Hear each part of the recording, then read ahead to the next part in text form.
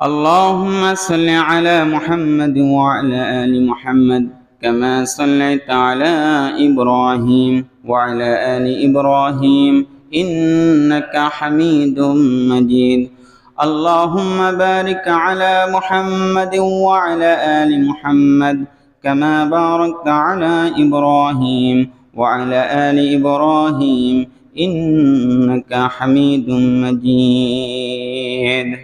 মুআজ্জিজ মোহতারাম, সম্মানিত মুসাল্লি کرام, শুকরিয়া সে মহান আল্লাহ পাক রব্বুল আলামিনের দরবারে, যে মহান আল্লাহ তাআলা রব্বুল আলামিন আমাদেরকে বিভিন্ন কাজ থেকে আল্লাহ পাক রব্বুল আলামিনের সর্বশ্রেষ্ঠ দিনে আল্লাহ পাক রব্বুল আলামিনের ঘরে আসার তৌফিক দান করেছেন।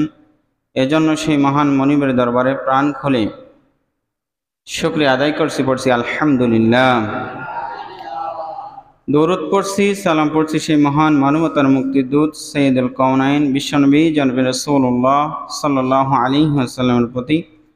আল্লাহ পাক রব্বুল আলামিন যাকে কোরআনের মতো নিয়ামত দিয়েছেন, আল্লাহ তাআলা রব্বুল আলামিন যাকে এমন একটি দিন দিয়েছেন, বিগত জাতিকে এই দিনটি দেওয়া হয় নাই।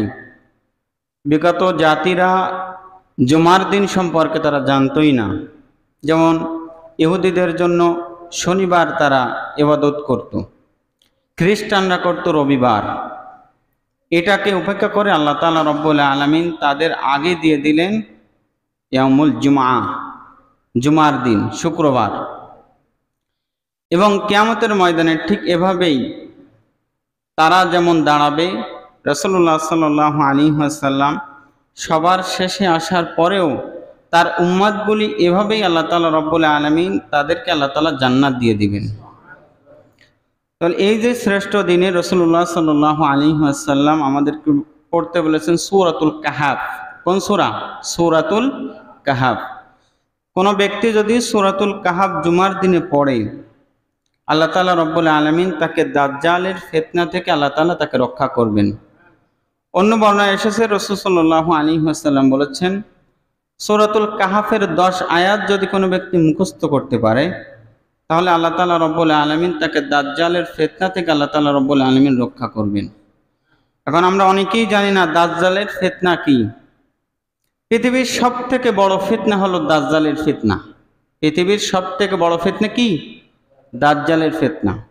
দাজ্জাল সবকিছু তার কন্ট্রোলে নিয়ে নিবে।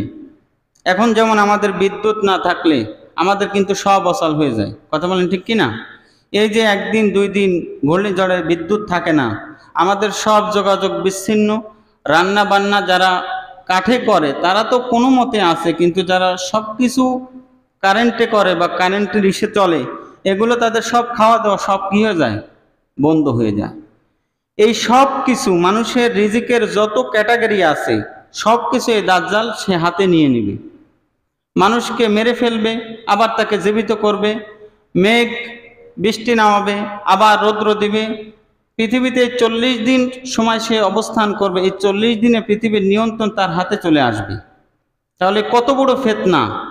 এই ফিতনা থেকে রক্ষা পাওয়ার জন্য রাসূলুল্লাহ সাল্লাল্লাহু আলাইহি ওয়াসাল্লাম বলেছেন সূরাতুল কাহাফ তেলাওয়াত করার জন্য। কোন সূরা?